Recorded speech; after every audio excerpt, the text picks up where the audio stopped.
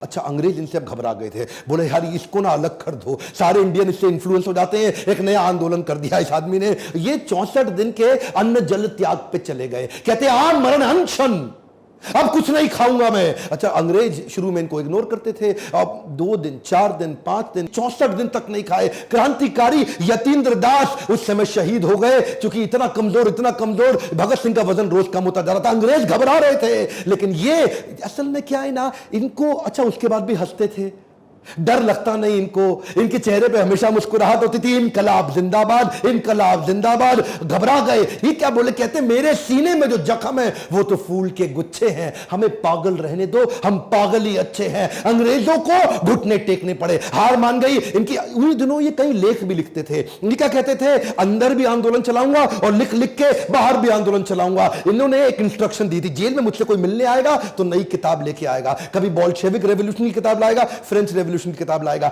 Lenin की लाएगा या मार्क्स की किताब लाएगा। उन दिनों ये बिल्कुल सोशलिस्ट रिफॉर्मर हो गए थे, ये पहले सोशलिस्ट लीडर थे हमारे कंट्री के। उस समय एचआरए को एचएसआरए इन्होंने कर दिया, सोशलिस्ट रिफॉर्म अपने मूवमेंट को बना दिया। देखते ही देखते 300 किताबें और पढ़ डाली और 3000 पन्ने लिख भी डाले। आज उसको बाद बाहर भेजते थे उसको, आज उनमें से कुछ है और कुछ नहीं है। कहते तो थे कि ये एक नास्तिक है, लेकिन भगवत गीता की छोटी किताब और स्वामी विवेकानंद का चित्र जेब में जरूर रखते थे। जेल में भी किताबें पढ़ने की दीवानगी को लेकर अंग्रेज भी बड़े परेशान हो चुके थे। कार्ल मार्क्स और लेनिन से ये विशेष प्रभावित थे। अब इनको फांसी की सजा दे दी गई। ये क्या कहते थे, मैं एक ऐसा पागल हूं जो जेल में भी आजाद हूं। जब इनको इनसे पूछा गया तुम्हारी आखिरी ख्वाहिश क्या है, कहते हैं मैं लेनिन की बायोग्राफी पूरी पढ़ना चाहता हूं, लेनिन की बायोग्राफी पढ़ के ही मरूंगा। जब इनको बुलाया जाने वाला था ना उस दिन, जिस दिन इनको फांसी देनी थी, तो ये क्या बोले, ठहरो अभी, देखते नहीं एक क्रांतिकारी दूसरे क्रांतिकारी से मिल रहा है। और लेनिन की किताब के आखिरी पन्ने पढ़ के ही उठे। 24 मार्च की तारीख मुकर्रर की गई इनकी फांसी के लिए। और जैसे जैसे फांसी के दिन नजदीक आने लगे,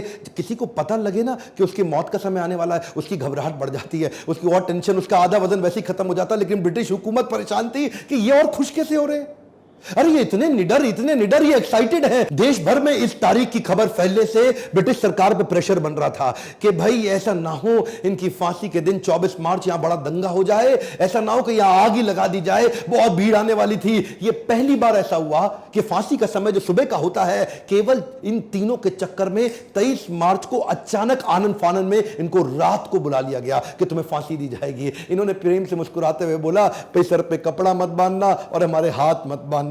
कुछ ऐसा हो सकता है क्या? उन्होंने बोला ठीक है हाथ नहीं बांधते, लेकिन सर पे कपड़ा तो बांधना पड़ेगा। ये मुस्कुराते हुए इनकलाब जिंदाबाद दोनों फांसी पे चूम के फंदे को गले पे झूल गए। गर्व है मुझे कि मैं ऐसे देश में जन्म लिया जहां अमर शहीद भगत सिंह आए थे। लेकिन मुझे दुख है कि आज भी कई मूर्ख बेवकूफ इतिहासकार अपनी हिस्ट्री की किताब उठा के देख लेना, इनको शहीद का दर्जा नहीं देते, इनको आतंकवादी उन्होंने लिखा हुआ है किताबों के अंदर। दुख होता है मुझे। हमारे गांधी को राष्ट्रपिता माना, मुझे कोई तकलीफ नहीं है। गांधी को राष्ट्रपिता, फादर ऑफ नेशन सब बोलते हैं, मुझे कोई तकलीफ नहीं। पर क्या भगत सिंह को हम राष्ट्रपुत्र की उपाधि दिला सकते हैं? 550 सांसद, 545, मैं चाहता हूं उन तक ये वीडियो पहुंचे, संसद में आवाज उठे कि भगत सिंह को राष्ट्रपुत्र की उपाधि घोषित की जानी चाहिए, भगत सिंह को ऑफिशियली शहीद का दर्जा दिया जाना चाहिए। आज भी अंग्रेजों की किताबों में इनको शहीद नहीं माना जाता, आतंकवादी माना जाता।